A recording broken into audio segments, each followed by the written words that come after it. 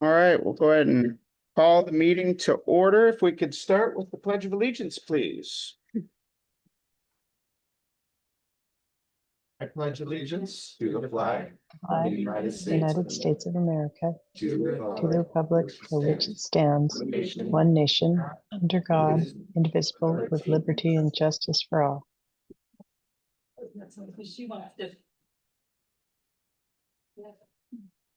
All right. Thank you, everybody, for being here and welcome. And we do have a quorum present. We have Director Johnston joining us via Zoom. And we have everyone else here, and our newly appointed board director will be sworn in the first meeting of November. So we're going to be looking forward to that. So with that, do want to mention the purpose of this meeting is for the board to conduct board business. Meeting is open to the public and is being recorded, and you can listen to all past board meetings by visiting board docs, which you can access through our district website. This meeting is also being presented via Zoom. Just a reminder, not appropriate for audience members to interrupt board business or to ask questions during the meeting. If there is any kind of emergency, please exit through the exit closest to you. And agenda items will be addressed as listed in the agenda. And Director Roca, do you want to share our vision and mission statement? Sure. Our vision is our community inspires and prepares each student to thrive, and our mission is in connection with our community. The Sequim School District empowers staff to inspire hope and provide flexible, innovative learning opportunities in a safe and respectful environment so that each student thrives. Okay, thank you. And Director Halverson, would you care to share our land acknowledgement? Sure. We acknowledge the land we stand on. The Sequim School District administrative and school buildings sit on the ancestral land of the S'Klallam people. While the S'Klallam traditionally come from one nation, history has led to the formation of three sovereign S'Klallam tribal governments: Lower Elwha S'Klallam tribe located in Port Angeles, Jamestown S'Klallam tribe located in Sequim, Port Gamble S'Klallam tribe located in Kingston, Washington. The district's primary partnership is with the Jamestown S'Klallam tribe. Today, the tribe and district share a partnership that includes official consultation on program and funding changes that may directly affect American Indian and Alaska Native students, as well as holistic service planning for students to remain successful in their educational journeys. Great. Thank you very much. And we had previously had on our agenda a special presentation. We were going to be greeted with OESD 114 Superintendent Eric Lavelle, but fortunately he's not able to join us, so we are going to reschedule that agenda item.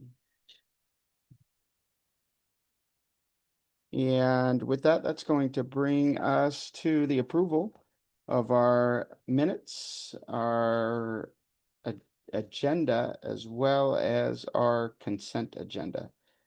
Is there any objection to the approval of those three items? Hearing none, we'll consider those items approved. And we will move into the public comment portion of the meeting. And if you are attending the meeting via Zoom, you'd want to go ahead and use the raise hand function located in the bottom of your Zoom application to indicate your desire to sign up for public comment. So if you are attending via Zoom and would like to do that, please go ahead and do that now.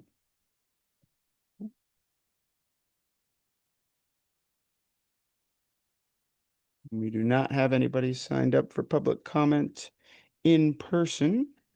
And any hands via Zoom?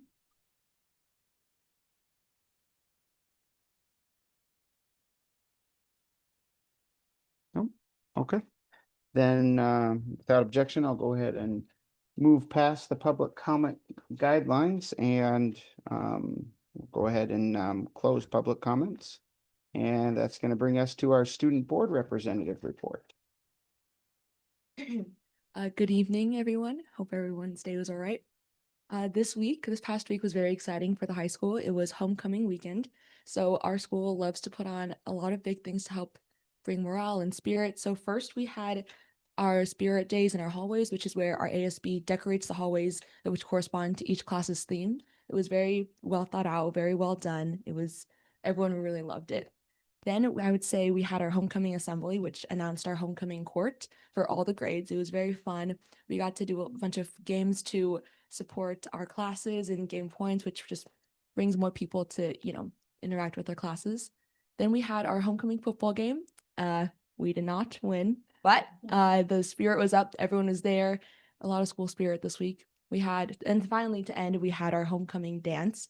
It was a very great turnout. A lot more people came than originally expected, which just made the whole environment very well. The DJ was very nice. The music was good, and everyone had a very fun time. I'd say security is pretty good. It was really just a really good week, and it just brought a lot of spirit. A lot of people were coming together. A lot of people who didn't normally go to the dances were starting to go and were participating in other activities that the school was putting on for this week. So I would say it was just really good for the high school. Awesome. Thank you so much for that update. I Thank you. appreciate it. All right. And we do not have any reports to the board scheduled for this evening, so we're going to move right into superintendent report.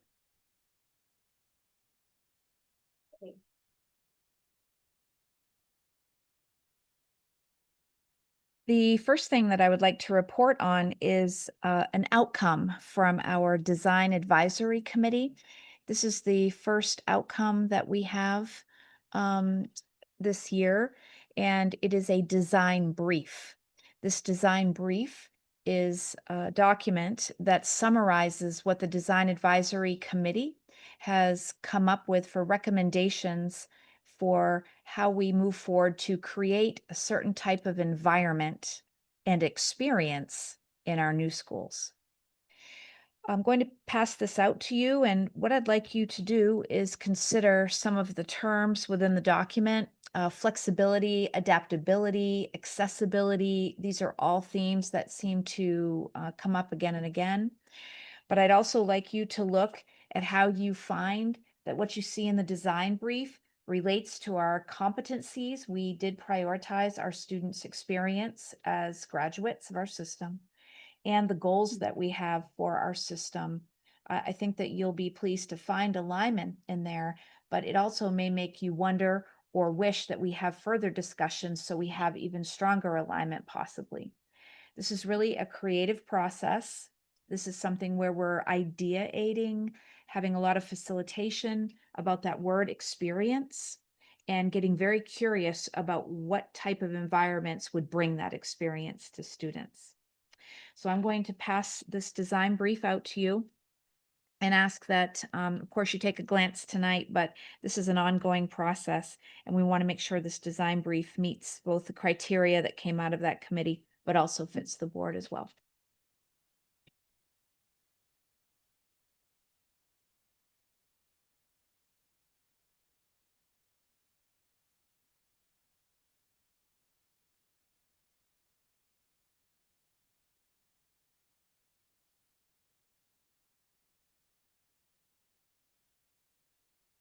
Okay, so as you see on the design brief itself, it's a group of anywhere from, I'd say, attendance of 18 to 30 people, depending on the session. They sit together and they talk about different prompts that help them to have this creative process occur. This summary shows the shared priorities. You'll see in those first bullets a number of aspects that have come up again and again and again in multiple sessions. These sessions are both talking, so verbal processing, sketching, drawing out, heat mapping, which means putting priority stickers on things as a large group so we know what really matters to most folks. And then thinking about the individual sites, because every project we have will have a certain developmental aspect to it, depending on the age group. It might have particular needs depending on the priorities in that building, or we have safety and security and the stadium.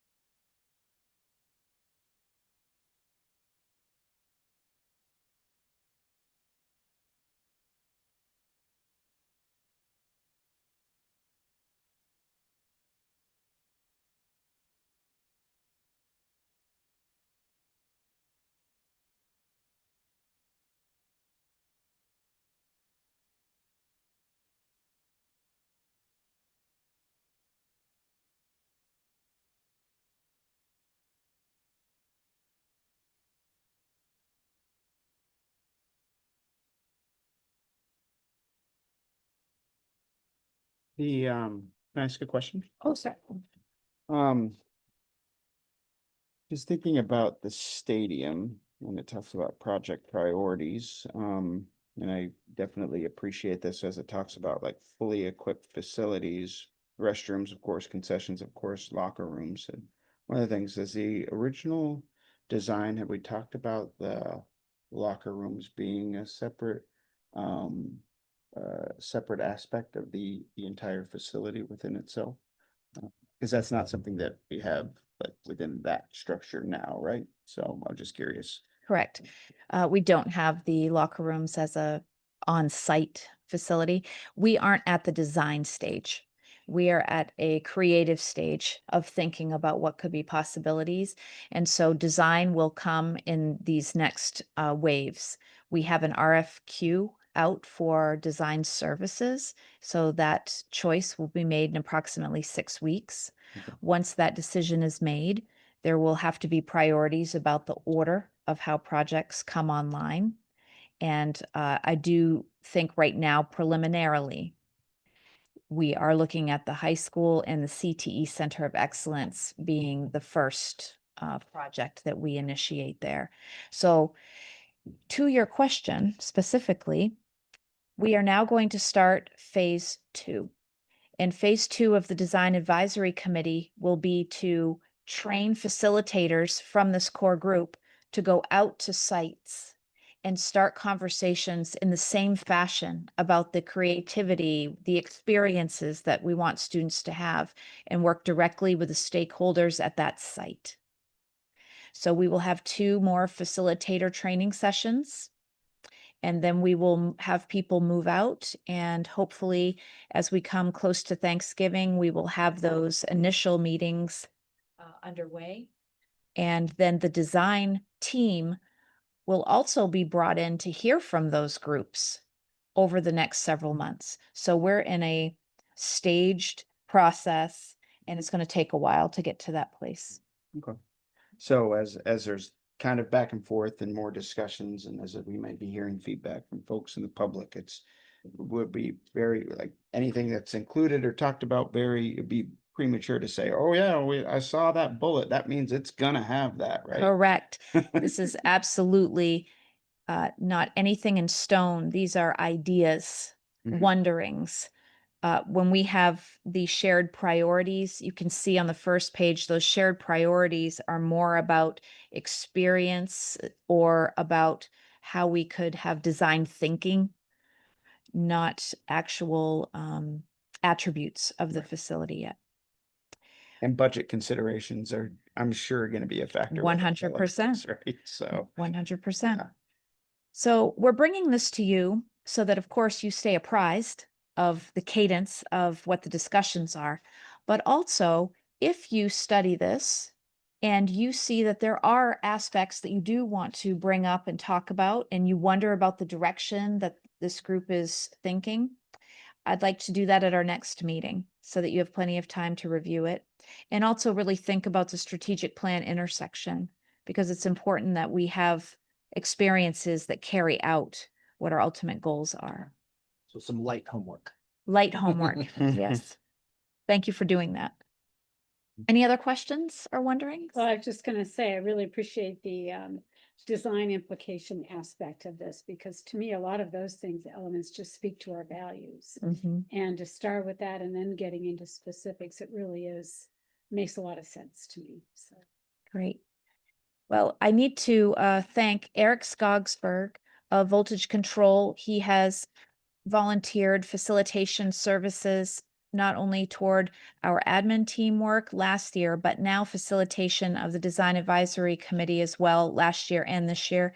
And it's been a really good experience, and he's going to help to train the facilitators. Okay. Okay. Next. I have been a part of the K-12 funding committee that is statewide, and am on the subgroup, as I told you last time, for student weighting factors.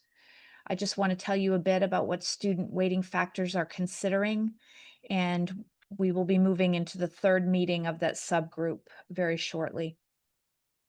This subgroup is really looking at what factors should go into having school districts funded for true costs of what it takes to provide the adequate program for students with special factors. So categories could be students who are in special education, students who are highly capable, students who are multilingual, students who are in the McKinney-Vento program.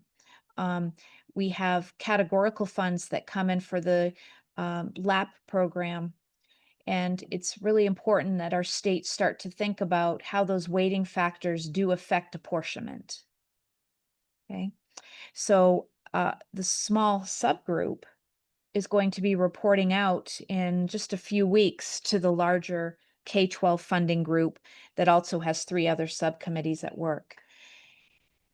What I found in these groups is that there is a real call for us to be not necessarily recreating the wheel from scratch, but looking at other states that have already done this work in the past 5 years and have just gotten liftoff on cost-based apportionment rather than resource-based apportionment. Because right now we are so focused on the adults that are apportioned to the system based on a prototypical model. So it's a very interesting conversation, very good debate, and a lot of homework around other systems at play. So I'll keep you updated. Any questions about that? I have one. So,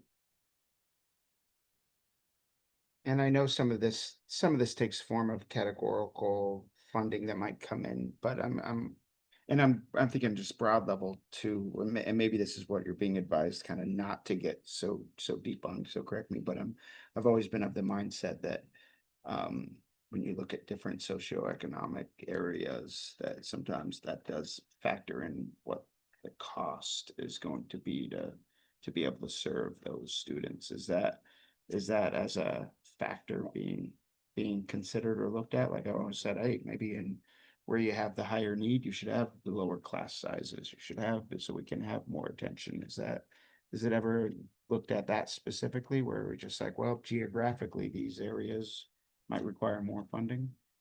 In our large committee, we did have a training day, and we did look at those aspects of the mapping of the socioeconomics of Washington State and where we were in need of LEA. But in the subgroup in which I attend, it's more about the funding for the cost of the actual programming needs rather than thinking about the resourcing of it. Okay. So. Okay. Yeah, I was just kind of curious. Mhm. Okay, I did attend a superintendent leadership forum in Peninsula School District, and the focus was on student well-being and how leadership, when reflective around the needs of students, can help to transform systems and have aspects of systems that would lead to student well-being, and also recognizing the need for belonging and the student experience these days of potential issues that come along. And we've talked about many of those. There's a lot of stress and anxiety that is experienced in the students growing up today. And this forum was really tied into that. So I want to thank Peninsula School District for bringing this experience to us from Colorado. They brought in facilitators, and it was an important 2 days. I also was able to tour a couple of their buildings and was really impressed with some of their STEM education and the progress that they've been able to make in that area. Okay, RAC is, of course, our Revenue Advisory Council for the Clallam County related to timber sales. And there was a work session this morning in which there was discussion regarding a sale coming up. I'm not sure what direction that will take, but I'll be back to you about that and the impacts for Sequim School District. Did have an orientation session with our newly selected board member, Director Bell. And that was a good time for us to go through all of the approaches that our district uses with policy, procedure, the way that we have communications. And he had excellent questions to learn more about the district. So he will be here the first week of November to be sworn in, as Director Pickens shared. The admin team has been working very hard. We will be coming to you with 2 study sessions this year. We're going to break up the first one so that you have school improvement plan sessions with elementary and then with secondary, so that you have more time to speak with each of the principals. And they're hard at work, and we thank them very much for that. It also is Principal Appreciation Month. So we have been making sure that we're letting them know how much they are appreciated. They are certainly an engine in our school district, and it's not an easy job, that's for sure. Definitely not. No. We have policy committee that's been active, as you can see by your agenda. We have several policies tonight, and we actually have one that we'll have to discuss for potentially tabling because of an update that's needed to it. But our next meeting is on October 24th, and we are trying to keep up with WSSDA. They're looking at a lot of policy language and updating it, and we are studying those in force. Design Advisory Committee will be meeting again with facilitators only, so they're going to be trained up to go out to their buildings. I'll get more to you on that as it happens. We've already heard from Cassie about the homecoming football game, and that was quite a night. The community certainly came out, and the players played really hard. It was great to see the halftime homecoming events. And also the week before, there was a football game in Port Angeles. And I just want to credit the crowd and the students who are attending. It's really great to be able to go to these football games, both home and away, and have an enjoyable experience. It's about cheering. It's about being part of something in your community. And we're able to get through those events without many issues. And I know sometimes you read in the paper about other places.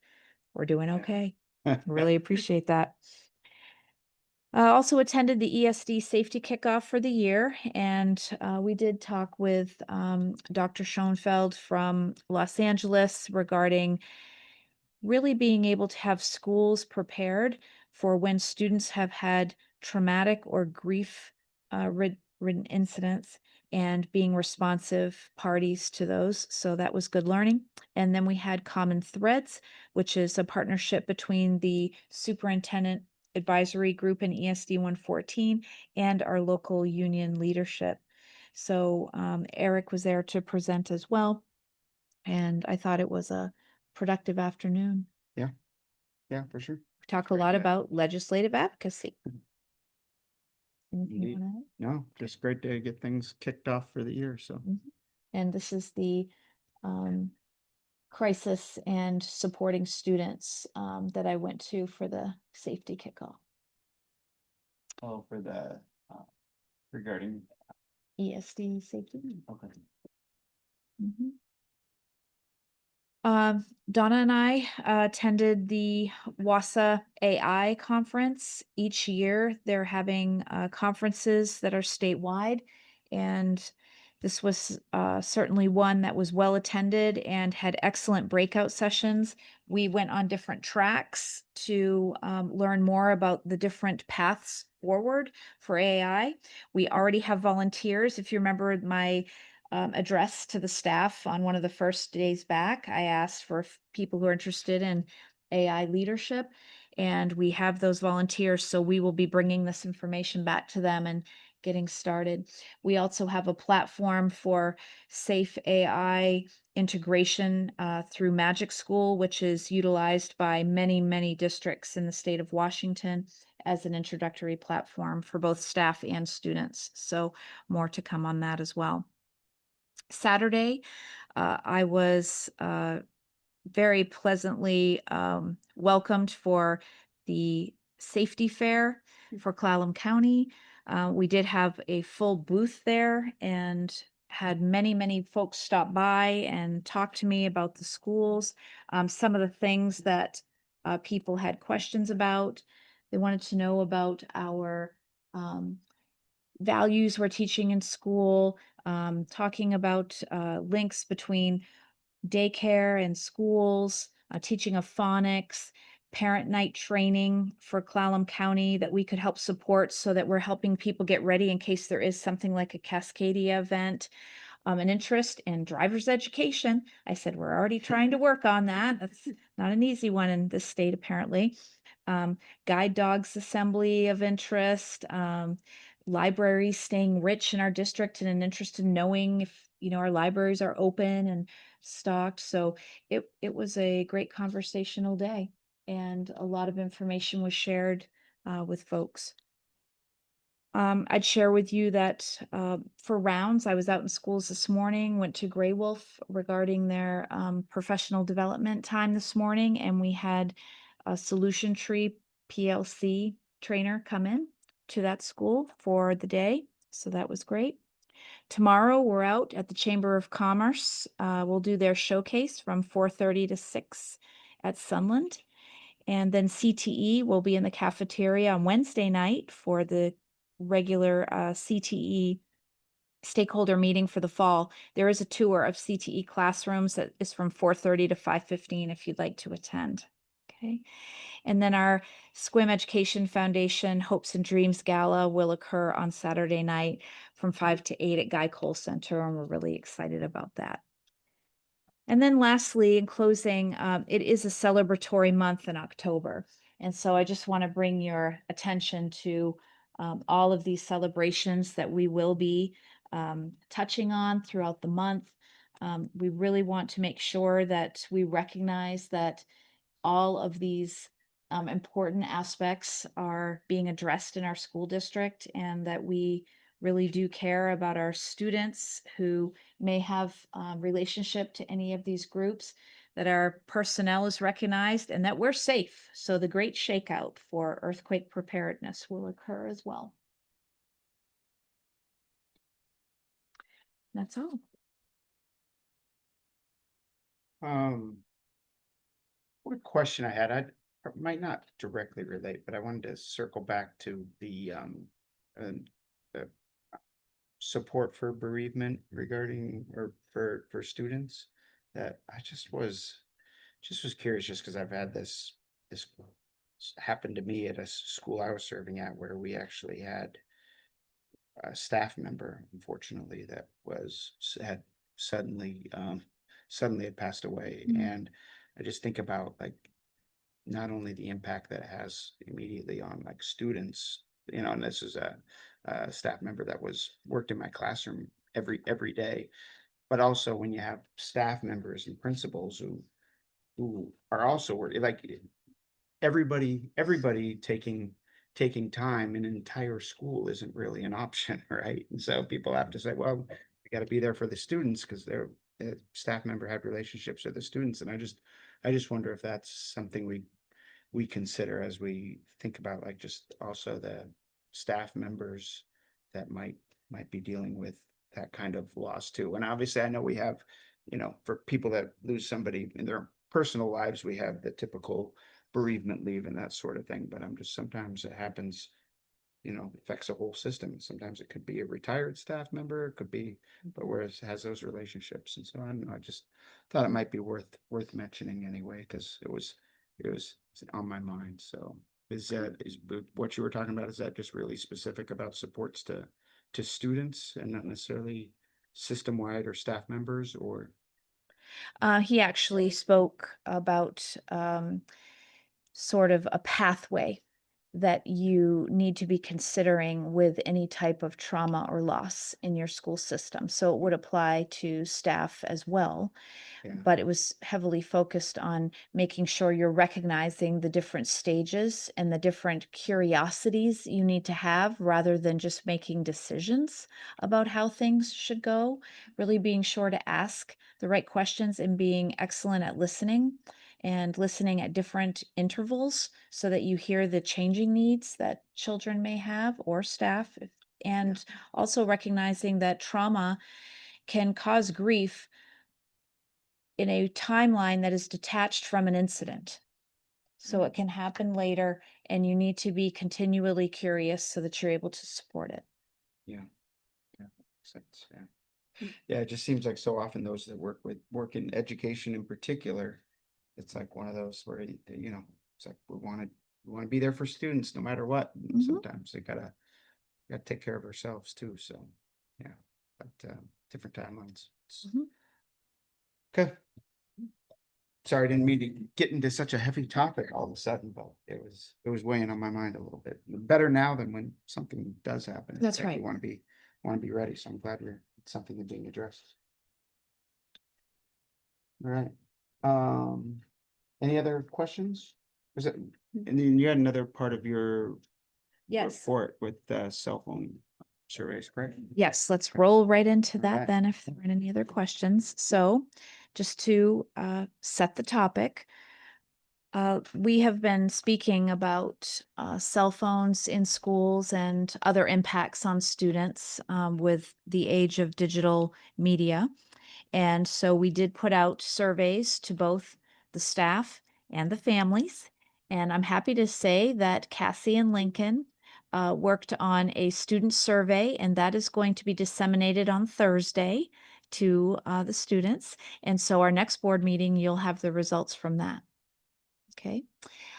What's important here about the outcomes of these surveys is that we certainly are starting to see some degree of patterns in what folks are noticing and what folks wonder or wish. And there is nothing in the survey that's meant to be necessarily decisive about our action. It's supposed to be informative about what could come next. Okay. So let's dive in and let's go ahead and do our staff survey first. Oh, you want to do, okay, well, okay, okay. Okay. So you can see we're just going to show you the results like we typically do. Here are the breakdowns of who took the survey as far as staff and their grade levels. The representation at each school.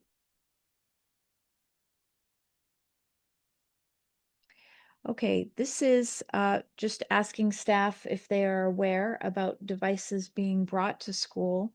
And you can see that it's clear. The cell phones are coming to school, and that smart watches and other devices are coming, but probably not with such frequency. The frequency of use of cell phones for educational use. This would be something where either the teacher has set up a lesson to utilize it, or many teachers in our system have told us that they're having to turn to it at times because something is deficient with our technology that we give students. So they turn to the cell phone to use it. However, I think the often is an interesting outcome. I thought it might be more.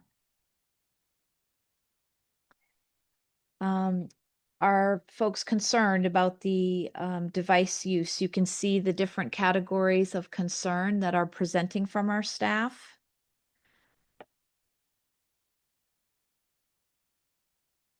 There are definitely shared themes that are coming out in this survey. And I want you to know that some of these questions do not distill between the elementary environment and the high school environment. And of course, middle school, I think, is more on the secondary side. And I would say to you that maybe use of cell phones for education would probably be more prevalent at the high school than in the lower grades. This, though, seems to be shared across all ages. The benefit of devices coming to school. I see that communicating with family is something many people recognize would be a benefit. The other benefits all are below 30%. It'd be interesting to know too, how many, they see it as a value communicating with family, how many kids actually on a regular basis communicate via cell phones. I mean, it's always good in theory, but how often is it really Mm-hmm. needs? You take notes on that for me? Yeah. Okay, great. Thank And you. and whether or not, like, when that, yeah, or what's determined, when they're at school. Like I know my son has will wait until the very end of the day, and sometimes if I'm a few minutes away, that's when he's out there waiting for me to pick him up. That's when the device might come on, Right, pulled out of the backpack, powered on, and then a text comes. So it's like, yeah, and that's for me kind of an important time to be able to communicate. But other than that, that's really the only time. But right. so And so that is a difference yeah, there. So so what that really means. And I've thought about that when it comes to, especially in our high school, sometimes maybe the upperclassmen, there is more of a use if they're helping out with siblings or have jobs or things like that. But below that, I don't see that being as an issue as it is for the upperclassmen in the high school setting. Mhm. Should students be allowed to use phones during class? I think this is a very strong outcome. I think that our staff are finding that there just isn't the need. Smartwatches.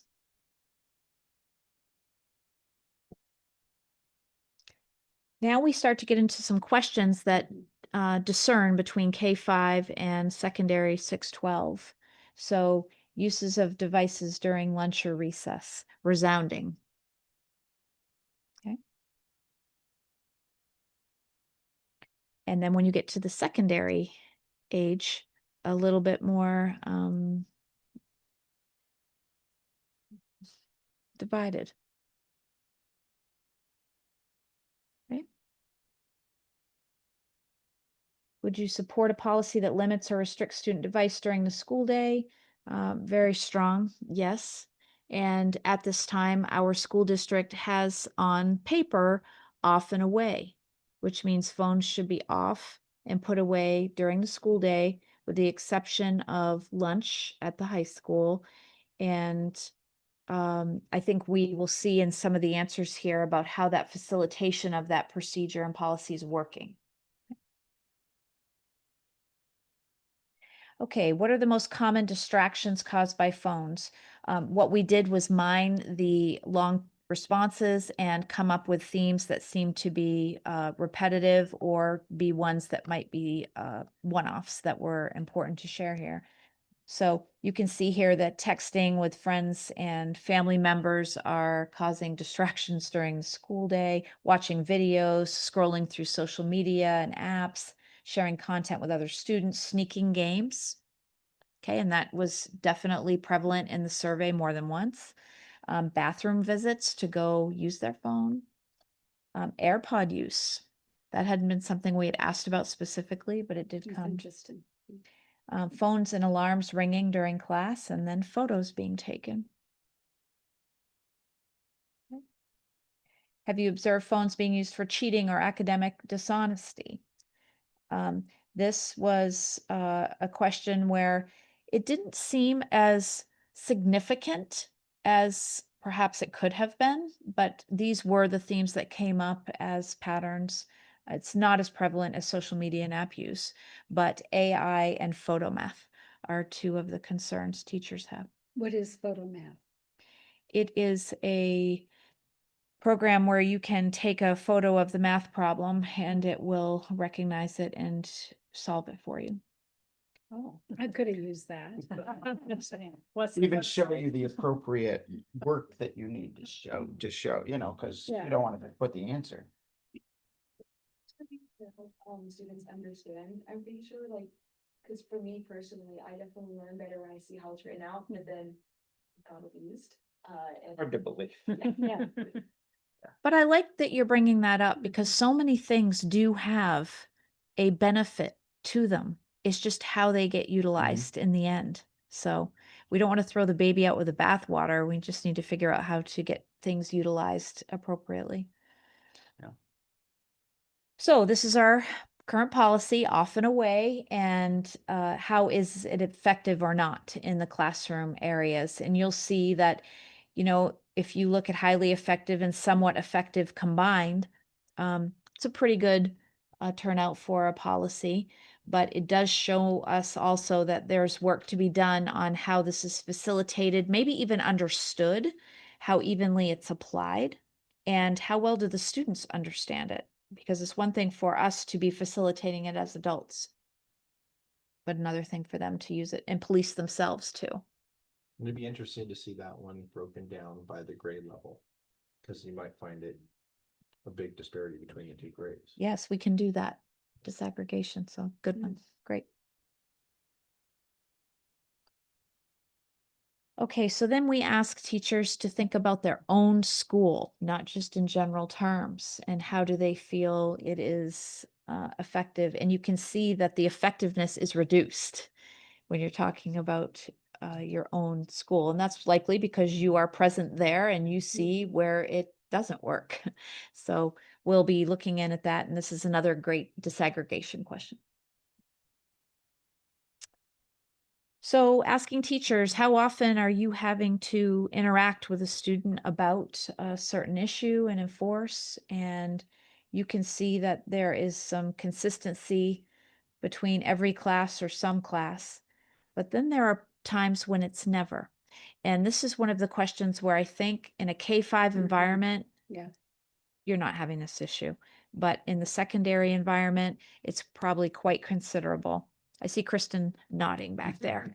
Yeah. Yeah, the other piece I wonder about this too, this is just kind of a new line of thinking that I've recently is how strict you are about allowing exceptions. Because if you'd asked me 5, 10 years ago, should you have those, let those individual teachers make those exceptions? But I think sometimes that can undermine the entire thing. Mhm. And so I've kind of changed my thinking on that a little bit, which is because if you have these pockets where it's allowed, it has those impacts on all of the other teachers, all the other Yeah. classrooms. And that can, so I think then you have students that are like, oh, is this a class I can use it versus not use it, versus if it's strictly uniformly enforced, understood, the whole works, I'm wondering if the period at which it has to be enforced actually ends up being reduced dramatically. It's just Mhm. it's a wondering I have. So. Sure. Great.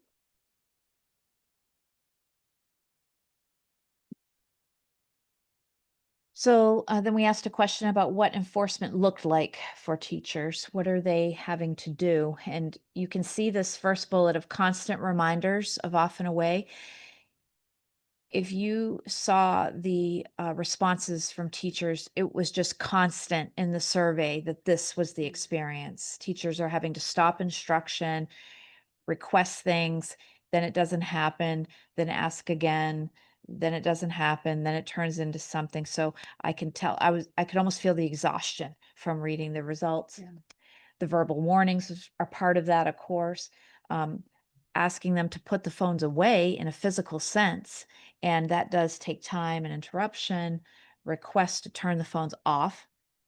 And if it's off and away and it's being facilitated, they should have already been off. And so then reporting to the office, which all of these things take either minutes or good chunks of a class period. So we're losing instruction with everyone. And then reminders to remove the AirPods. And this was the second aspect where AirPods came up in the survey. And I think it's something for us to explore. So we asked what approach by our principals or administrative. We have all kinds of different layers that we work with in schools, help you feel supported. So there was an interest that there's a willingness to confiscate the phone, to remove the problem. And then communicating directly with the parents about this issue, holding the phones until the end of the day. So what I read in that is teachers really appreciate when that distraction is removed from their environment. They do appreciate family education and communication of the policy to families, and then monitoring the bathrooms for use. And we do have a secondary system we're using now called Smart Pass, which does regulate the giving of passes to students, but we'll have to study the data to know how that's working or not. And then prompt follow-up, I'm assuming coming when called, reacting when it's the situation. Um, And I'm not suggesting that this needs to go to this, but I thought it was interesting. I saw one school that had a policy that they didn't give any warnings. The second a phone came out, it immediately had to be sent to the office and only a parent could come get it. Okay. And they said that's been Saves a lot of time. they've never, like, the cell phones are not, the testimonial was, it's never an issue here. Never an issue. Because this is what happens. And then parent gets it. I would say as long as that happens as consistently as you spoke about earlier tonight, Sure. that the facilitation happens every single time, Right. because then people believe it. Yeah. Yep. So. So this is the witnessing of the issues we hear about with cyberbullying involving phones. There was acknowledgement that it occurs, but many folks were saying we haven't witnessed that ourselves. We hear about it though. And then they told the story of how they heard about it. That bullying would involve the videos, the social media, group chats, and that these incidents really do cause emotional harm. And what I did see from this in the comments, the way the stories are being told, the teachers might not have seen it directly, but they're dealing with the emotional fallout. Yeah. So students are coming to them, which really says a lot about our teachers, of course, receiving students and our counselors hearing about these stories, but it's disrupting their learning because they can't concentrate when they don't feel safe or they're feeling victimized. So how does adult cell phone use, including staff and visitors during the school day, affect the school environment? And you can see here that it's felt as though it's doesn't have a noticeable impact really, and that there actually are some folks who feel there's positive use of the phones. So it doesn't seem we have that issue. So observations are examples that share that perspective about adult cell phone use. And you can see that one thing that's come right out of the gate is that we have asked our staff to use their cell phones. And that is the case. With the transition to cumulative, multi-factor authentication has to come through a phone. So we're asking teachers to have their phones available to do that multi-factor authentication. And that happens when they're accessing Skyward accounts. They do feel there's an importance of role modeling, that if adults demonstrate that you do have restraint, you use it only when you need to, that is actually a positive thing. They can look up information, especially if there are issues with the network. And they also have the side that isn't positive, where it could take away from interactions with the children, and that most phones are shut off during the school day from the adult side. So do we think students understand and exercise digital safety? And they, teachers and educators responded it was developmentally dependent, that there are many students being very mature about this and have the skills and wherewithal to do it, others who don't at all. And sometimes we've got very young folks who have phones and they don't recognize the pitfalls. And then, of course, screen use addiction. That's a thing. And then what changes would the educators recommend to the district to move forward? And off and away all day. Use during certain periods. And I don't think that was really meant to say periods of a school day, periods of time. And make sure that phones were considered, that we might have them turned in during the school day, and improve the Wi-Fi and one-to-one laptop ratios. We will have less need to ask students to ever pull out their phones. So that is something that we continue to just work with. As you know, we're just trying to get the funding mechanisms to get all of this in place for other technology. Would you support a phone-free classroom or school-wide ban? I think that the answer is yes. There's great support for this, but to understand that phones for emergencies and after-school logistics are a real thing. Okay, and that there could be limited use approaches. That's it? Okay. Since going through this survey, I did have an opportunity at the AI conference to talk to a couple of school districts who have implemented bans on cell phones or controlled use. And one school district did implement the Yonder pouches. And I was interested to hear that as they've implemented this, Yonder pouches have evolved since their first implementation. So now they stay with the student all day. They're magnetized closed, and carts come around at the end of the day, and the pouches are swiped along the side of this cart and pop open. And I inquired about how this was going, and rave reviews about this notion of allowing students to keep their device. So it's not separation of the device, but not having access for the use. And then if there is an emergency, there's the ability to get it open. So I'm not saying we should go that direction. I just thought that's even evolved since we first heard about Yonder pouches. So things are moving as schools try this out and see what really could work or not. And like you said about your idea that you heard, I think there are many, many ideas out there. Mhm. Okay. Do you want to roll right into family, or do you want to talk about what you just saw? You want to make a couple comments about the Good. slide? Yeah. I would just say that I think that I definitely have experienced certain classrooms that can effectively use cell phones for an effective resource. Although I will admit there are multiple students that it's up to them whether they really decide to go in that direction and truly use it for beneficial resources. But I have found that as I use it effectively, it does really help. Again, also, I have been in certain classrooms that have implemented bathroom slips where you have, let's just say, a piece of paper with 6 slips on it, and with SmartPass, there's a basket next to the computer where you put it in. So if you want to leave the classroom, you have to turn in one of those slips, and you only get like per semester, and then sign in where the teacher can keep track. And in those particular classes, I've seen the reduced amount of people that are going to the bathrooms for phones or even just to go, right? I feel that was very effective because in those classes, going into my next point, I think phone usage is very dependent on how rigorous the class course is. If it's an AP level, I know that personally, and in my experience and with my peers, we're going to need to focus and really concentrate on what we're doing. But in elective classes or even underclassmen classes like health or MIT or ceramics, or just art classes or easy or phone usage is much more lenient, right?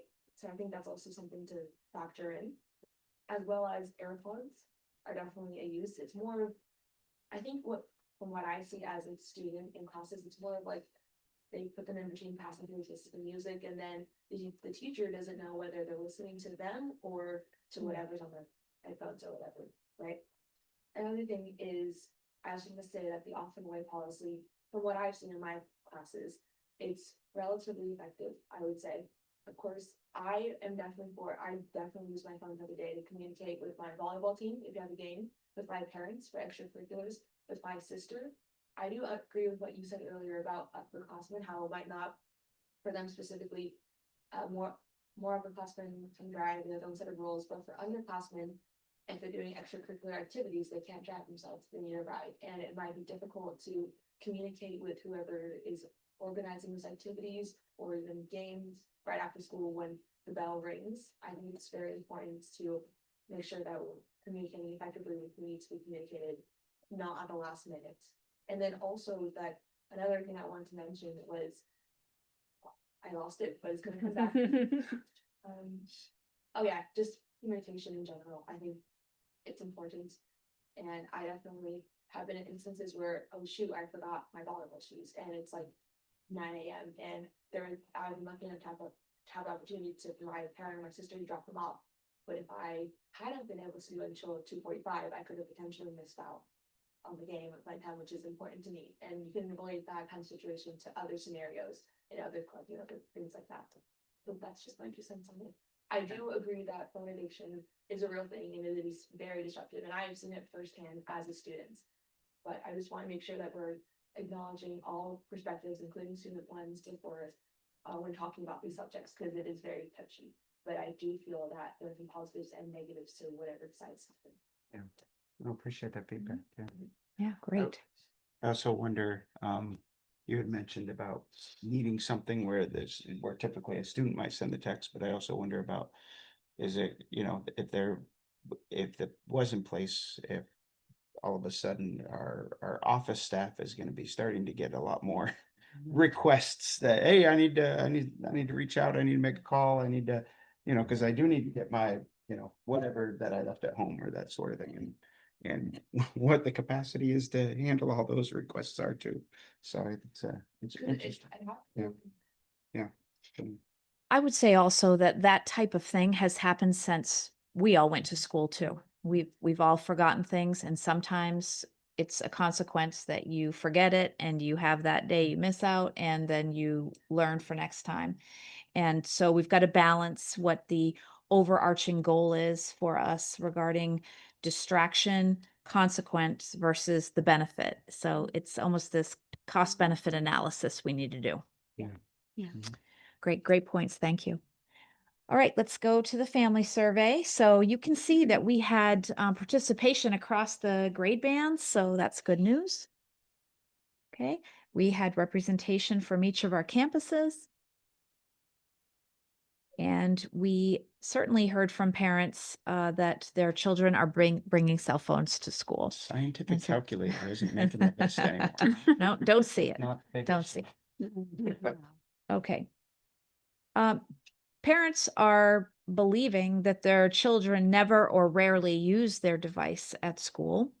And I think this is a question I'm really interested in us digging into, because if you look at the staff responses, it seems as though the staff recognize there's more use than parents anticipate. But this is also elementary parents reporting as well as secondary parents. So we'd have to look into the disaggregation. Concerns about the device use for the same types of categories. Certainly we see there is parent concern regarding cyberbullying and distraction, and certainly they see the safety aspect. Smartwatches or phones helping students, the communication with family was number one. Okay, so we're seeing things that are similar between the two surveys. So the feedback themes, emergency communications, there were many comments that started, if something happens, I want my child to be able to communicate with me. That sometimes students utilize apps on their phone that might be helpful to them in some way. Health needs, there were several parents who wrote that their children have special needs, and they felt it was important they had the phone there. And then this cost benefit also came up in the parents survey. Of course, is the distraction worth the access that we get to our children? So that acknowledgement was loud and clear. Should your child be able to use the phone for educational purposes? Strong no's. A lot of elementary parents, though. I think in high school, this does shift. Should your child be allowed to use their phones during class for other purposes? Clearly a resounding no. This is the interesting part. This question was worded as, should they be allowed to? It doesn't mean it's not happening. Okay, so I think we know there's a lot of use that's not acknowledged. Who's the 5% that said? Wondering about that too. Yeah, yeah, social media, entertainment, that seems appropriate. Okay, allowance to use phones for communication. Also a no, but a few more yeses, because I think parents feel it's communication to them or family important to them. Smartwatches, similar response.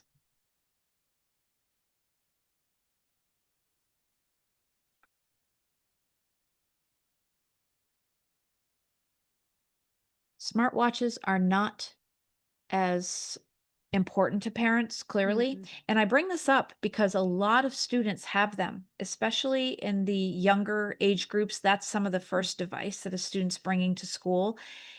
Even though they may not be thinking they're utilized, they're distracting. They are buzzing.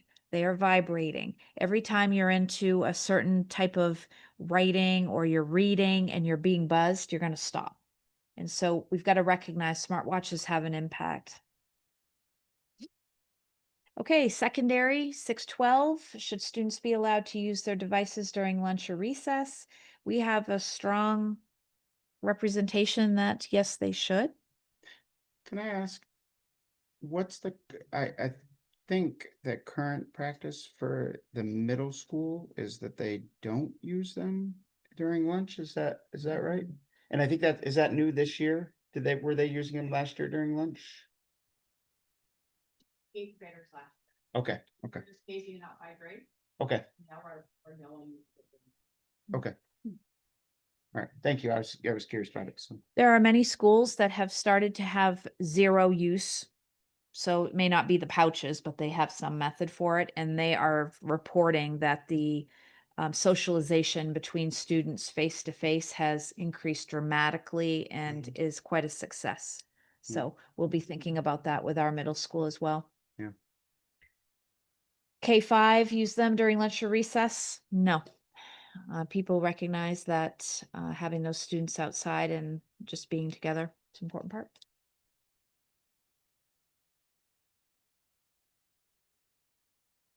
Parent support for restriction of devices during the school day is strong. Now, remember the question says limits or restricts. So I think that people interpret this question differently. And so it's important to get into understanding what people believe about that.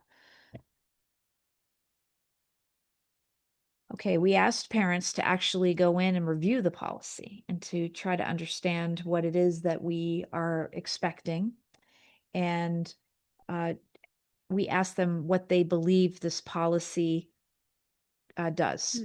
So they do feel it sometimes works. And then we do have a segment who does believe it consistently works for what we're trying to do. So I'm glad that there is a degree of confidence that it works. And it sounds like you feel a degree of confidence that it works pretty well. So the teachers also seem to align with Off and Away. So at least we have this collective agreement around that. So reasoning on why they felt that it limits device use, face-to-face social interaction should be a priority. Emergency communications are important. They'd like us to train and drill with phones. I think this is something that surprised me, and I wanted to bring it to your attention because our practice right now is that you would do the opposite. So when you have a lockdown situation, you want phones off because you don't want to have anything going off by accident. You want students only paying attention to directions from the adults. And we do not want students anticipating where they might be going next or what will happen next because we are deciding that.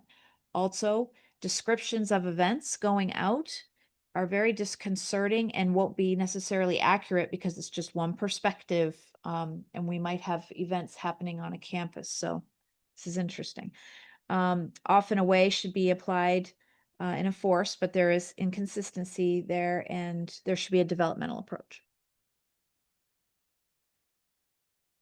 These are the hopes when we update. Consider the research was brought up many, many, many times by parents. They would like us to be looking at that. They would like to have limits on cell phone use in schools. Airplane mode was brought up multiple times, but that's a function already inherent in the phones. The allowance for parent contact in emergencies, I think, is something on people's minds for sure. And I loved this help teachers not have to do this alone. There were many, many comments about that. Okay. So that gives you a feel for what we've gotten back. What we're going to do next is get that survey out to students on the 4th. We'll come back on the 20th and hear about those results. And then November 4th, I'd like you to mark your calendars because we're going to have a community forum on digital wellness in our school district. We will have an address about digital wellness. We'll have a panel so that participants can hear from staff, students, other folks, principals for sure in our district and the experience that we're having right now. We're going to have table talks so that people can talk with each other about what they have experienced, wish, and wonder. And then we'll have stations where we're going to talk to parents about things like contracting with your student, contracting with the school to make community commitments about how cell phones roll out. Wait until 8, meaning wait until 8th grade, wait until even age 16 is what's recommended, but we're trying to see what is reasonable and tolerable for our community and see where we can get for facilitation going forward. Any questions? I thought it was a really nicely thorough survey, and it also gave families and staff an opportunity to really think about, I mean, the questions are all very thoughtful, for them to really think about the impact of cell phones in ways that maybe they hadn't thought about before. So I think it was a useful survey in a lot of respects, but nothing particularly shocking or surprising, which is maybe a good thing. I did appreciate the ideas that were surfaced, AirPods, how do we utilize the functions in phones already to get our goals met? And then thank you for your comments tonight, Cassie. Very important to us. That's all I have. Okay. There you go. All right. Let's go ahead and move on to board business. And the first, I just wanted to give a reminder to all board members. You should have received an email. The voting window is currently open for voting to occur, and there's three different roles that are being voted on. So we have our WSSDA officers. So there's an election happening for WSSDA officers statewide. We also have the State Board of Education. So that's elected by a school board, and ESD for us, ESD 114. And so this is statewide, usually does not have a high turnout for folks that remember to vote, and I just think it's important that we all cast our vote. So please let me know if you didn't get an email, but hopefully all of you received an email and maybe voted, or if not, please do vote. Next we have the facility rate fee approval we talked about last meeting. Anything you want to say on this first, or? We have continued to meet with groups and we are moving forward to make some adjustments to FMX to allow for monthly payment plan patterns so that it doesn't have to be all up front. We have also entered into a pilot for long-term rental for 750 hours plus in a year. We do have groups that might meet that threshold, so we're working on that for about a 30% reduction with that degree of use, because it's repetitive use that doesn't always require the same degree of setup and entrance. That's a really great conversation for us to try throughout the year and evolve that. Otherwise, I feel like the system's working well. The reservation system is up and running and bookings are complete. Okay. I would welcome a motion on this newly revised rental rate schedule. I move that we approve the new and revised rental schedule. I'll second it. We have discussion. I'll just say that I know that you have spent a lot of time. I think I may have mentioned this last meeting, but I know you've spent a lot of time meeting with the other groups and working with the other groups, and just want to thank you for all the time you have spent, Regan, on that. It's important to our community, and appreciate you prioritizing. Yeah, and I'm glad to see that updated with the pilot program on there, and I think we're kind of waiting on that, wanted to make sure that we got the feedback from our first reading, so I think that's right for you to take a vote today. Thank you. All right, advisory vote? Yeah. Okay. All in favor, please signify by saying aye. Aye. Aye. Motion passes unanimously. It's gonna bring us to the General Assembly discussion, which we talked about before. I'm gonna be submitting the top 10 priorities. I think I'll submit them tomorrow. I just want to make sure there hasn't been any changes. Well, other than I think that we did talk about the one change, which was was it the simple majority for construction bonds, right? And switching that out with okay, yeah, so yeah. Mhm. And so, but other than that, I think we're gonna rank those as our top 10, and then we don't rank them. There's no order of the 10 again, it's just that those are, those aren't put in a specific order within it, just that those are all of our priorities.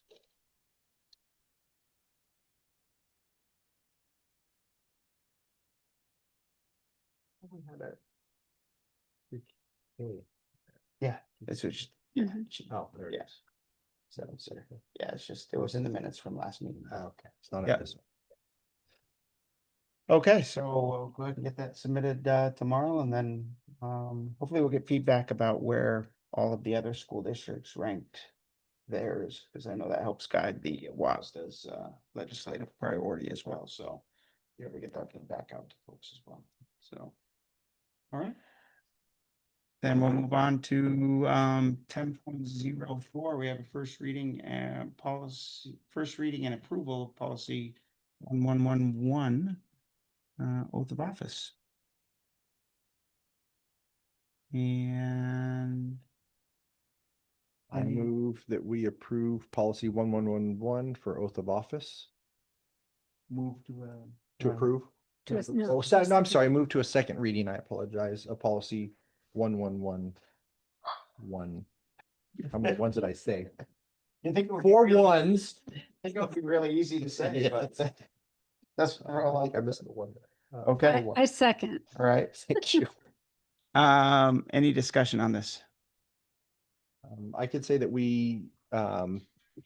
what they did is they just mirrored it to not include additional oaths that we didn't feel we were allowed to put as requirements in order to take the oath. So it just aligned with the RCW, with what they require for the oath of office. Yeah.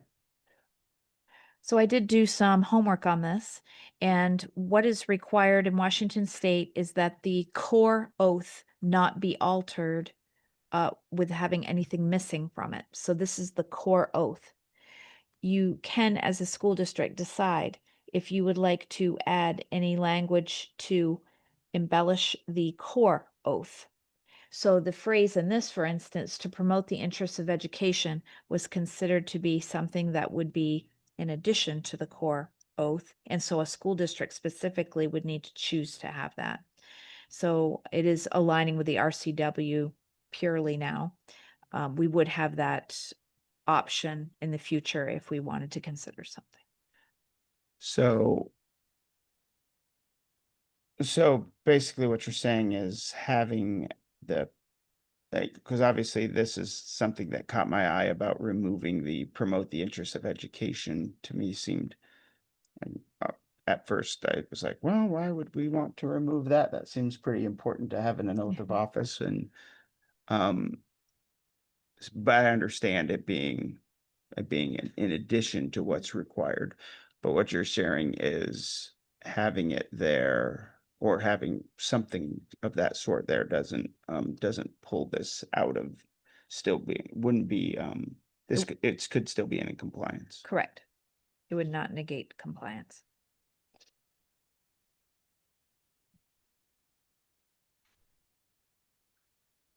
Well, I'm kind of in favor of keeping it there in that case.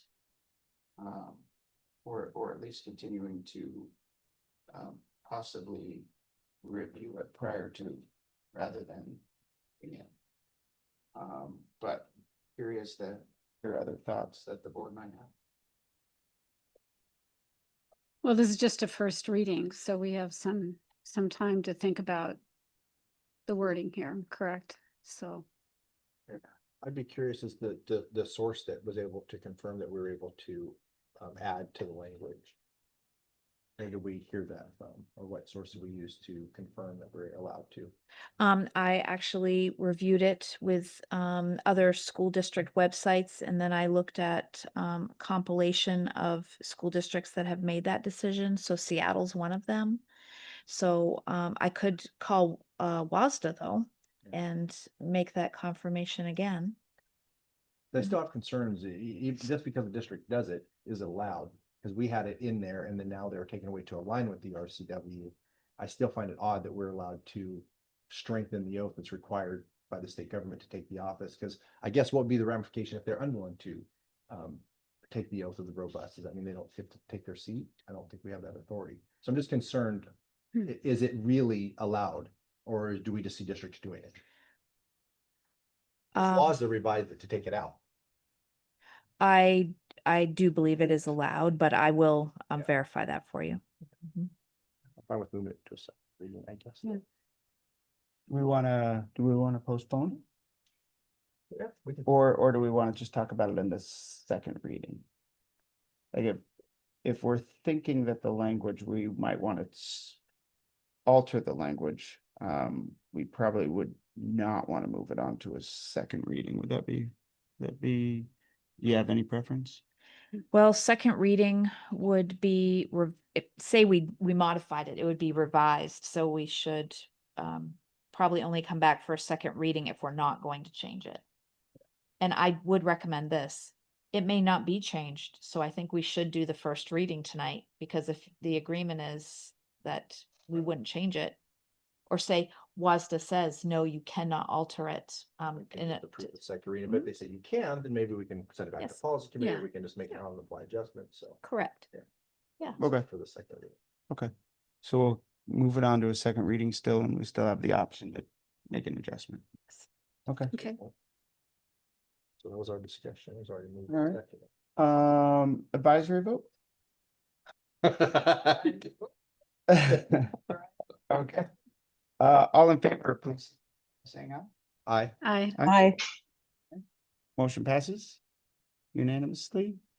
First reading and approval of policy 1310. And let's see.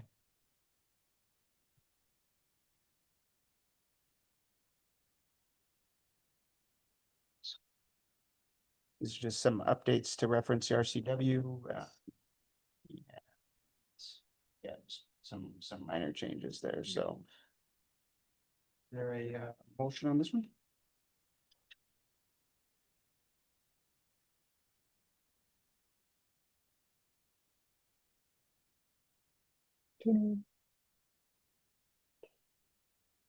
So this is going to a second reading? Yeah. Right.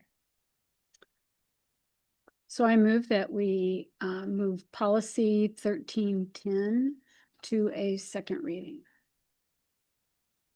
I'll second. Discussion?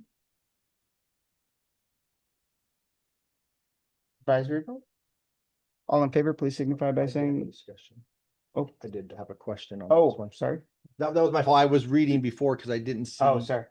I do have a discussion item on this. We were looking at trying to get consistent language between all these. Is that 1310? No. Oh, I'm looking at 1850. Never mind. Okay, I pulled up the wrong one when I clicked on it. okay. You're right. Never mind. Continue on. Discussion's over. All right, all in favor, please signify by saying aye. Aye. Aye. Aye. Motion passes unanimously. And now 1815. And Yeah, with this one, I'll just share before we consider a motion on this one. We didn't necessarily, and certainly can have others weigh in, but we had discussed during agenda setting meeting where that talks about the objectivity, selflessness, stewardship. One of the things we talked about is the inconsistent nature of the must versus should, and we thought that that was a little wonky the way the way that it's done. I mean, we know that there are certain things where should is appropriate or must is appropriate, and certainly things around following the law, um, OPMA, Open Public Meetings Act, all of those things are are definitely must, but we just thought the structure of it seemed a little bit off, and even though these Yeah. are the recommended changes, we thought that we could bring a version back that was a little bit more consistent. So I would recommend that we don't have a motion on this one. That we continue to, and I believe that our superintendent has taken some notes and can draft up an edit to this that would make a little bit more sense, and we'll consider that one in a first reading. Yeah, it is odd Yeah. because should is like, well, you could do this, but, Yeah. and for these, It that they creates- all seem, they're all listed here, which makes them seem the same, you know, in terms of value, but yet some are musts and some are shoulds. That is really strange. But a different way of structuring it might be in Yeah. order. So, Yep. all right. So if there's no objection, we'll hold off on this one Mhm. and possibly consider it at the next meeting. Sure, absolutely. Yep. Okay. Let's move on to first reading approval of policy 3143.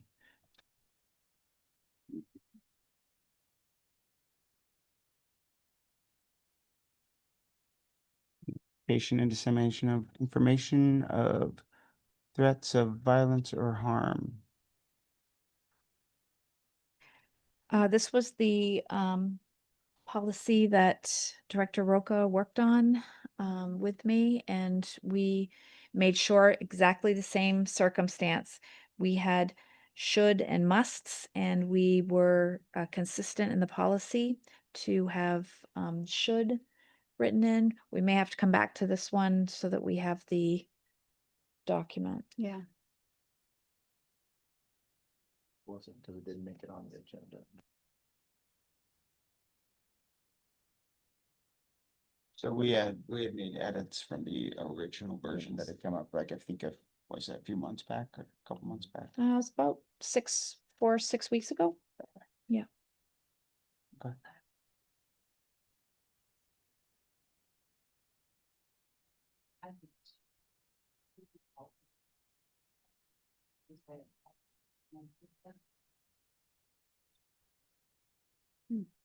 No, yeah, that's not the one I was working on. a Oh, couple weeks okay. ago. Now that I'm, So we should come back to this on the 20th. Okay. So we'll. Yeah.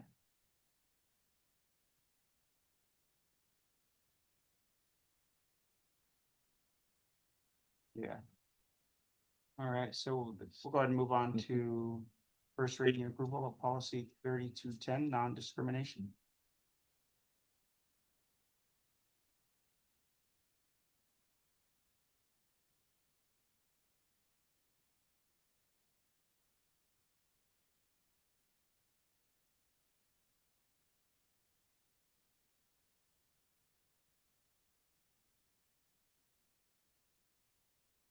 are we ready for a motion on this one or no? Yeah. Yeah. I move that we approve policy 3210 for a second reading. I second. Any discussion? I could speak to, if you look at the blue that was changes, it was just the class that was in the protected status has just been expanded to include the stuff in blue. It makes sense. Yeah. Good. Yep. Advisory vote? All right, thank you. All in favor, please signify by saying aye. Aye. I Aye. Motion passes. First reading approval of 4260, use of school facilities. It's the same. Yeah, Okay, Same. it was the same. Yep. Yeah, for, those same. like the classes Okay. for the non-discriminate, and there was pretty much the only change, if I remember right. Yep, that was Okay. it. We have a motion? I move that we approve policy 4260 for a second reading. I'll second. Discussion? Advisory vote? All in favor, please signify by saying aye. Aye. Aye. Aye. Motion passes unanimously. 6210. I'd like to speak to this one. Okay. So policy 6210 is our purchasing policy. And up until this revision, we have been having the school board authorize any expenditure in excess of $40,000. The revision that we're coming to you with makes an exception for the bond program or the CTE Center of Excellence construction. And the reason for that is that there are going to be many invoices that are coming in that have been reviewed and approved by construction management. And in order to make sure that our supply chain is accessible as soon as we know we need that, making decisions about contracted services or labor that we need, we would like to have this revision for purchasing for our bond construction and the CTE construction only. Any other purchases that come through the school district, we will retain the $40,000 limit for the board needing to approve those. The $250,000 limit for the bond in CTE Center is done because we've really tried to look and determine through construction management what types of invoices come through and what would be the limit we would need to keep things moving forward without having something so substantial that we absolutely would want to bring it to you before making that expenditure. And $250,000 seems to be the reasonable limit. We had considered $350,000, which aligns with the small works roster, but we decided with construction management's advice that $250,000 would be adequate. So we reduced it. And well, first all, do we have a motion on this one?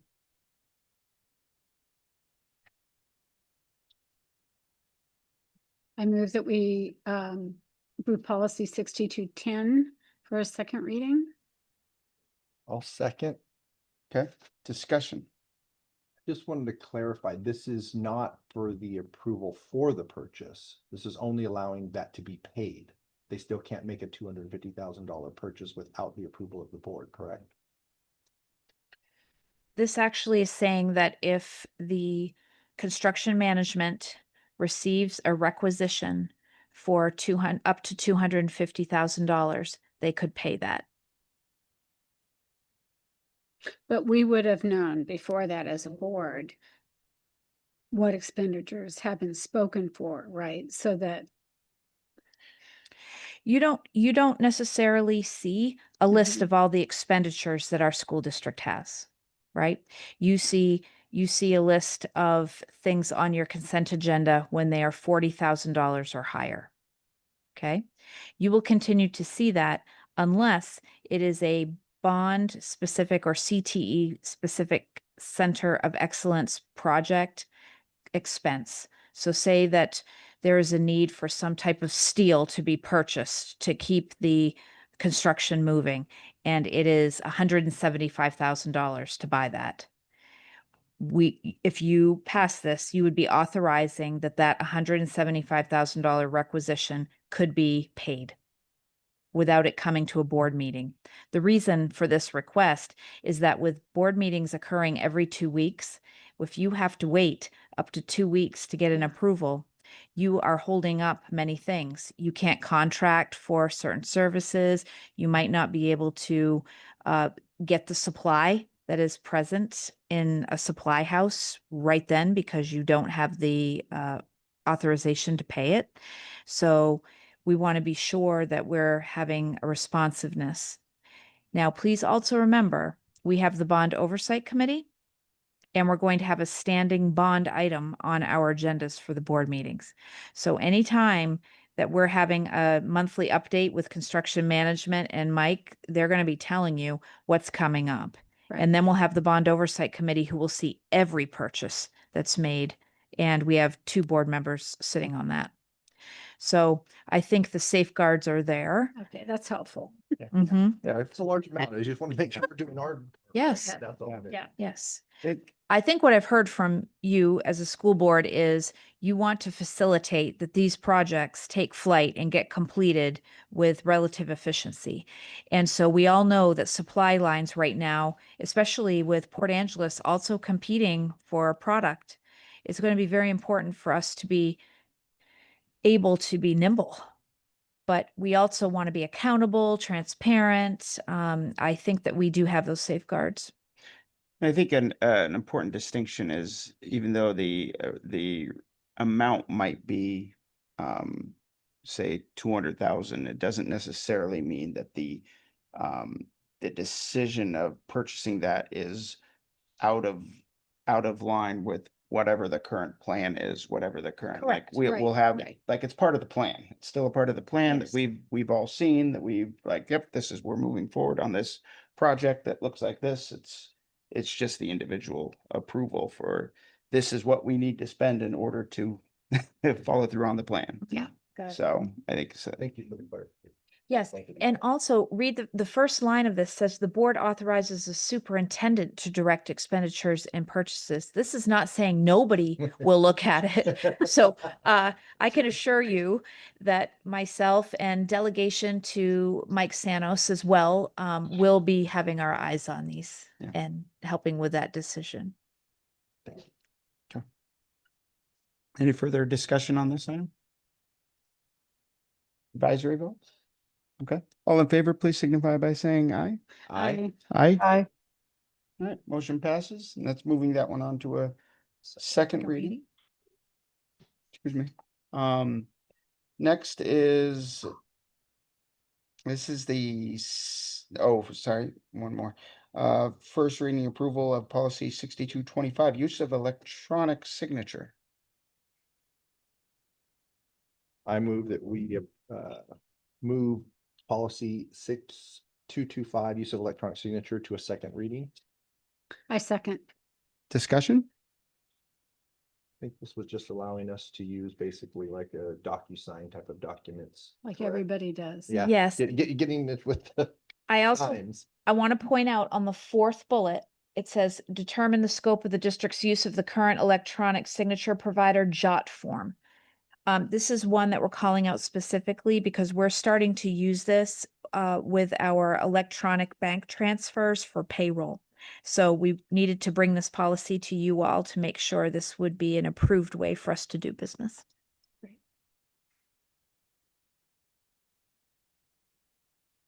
All right. Anything else on this one? Advisory vote? Okay. All in favor, please signify by saying aye. Aye. Aye. All right.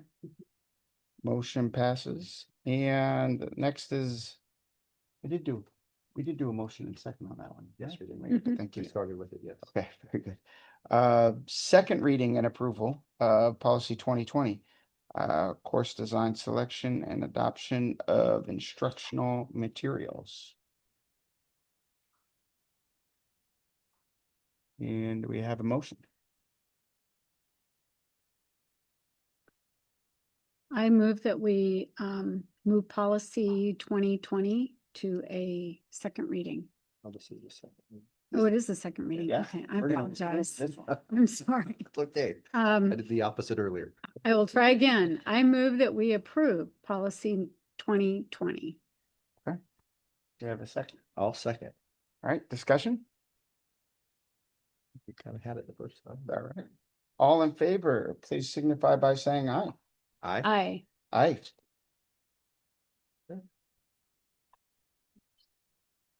Oh, advisory vote? Did I hear Pat weighing in on that one? Aye. Okay. All right. That was an aye in the affirmative, correct, Pat, that you are in favor? Yes, it was. Okay. Yes. And I won't ask if there's anyone opposed, because that's everybody, so motion passes unanimously. And with that, we are going to recess into executive session. The board will meet in executive session for approximately 30 minutes to discuss with legal counsel representing the agency matters relating to agency enforcement actions, litigation, or potential litigation to which the agency is or is likely to become a party. And with that, 30 minutes.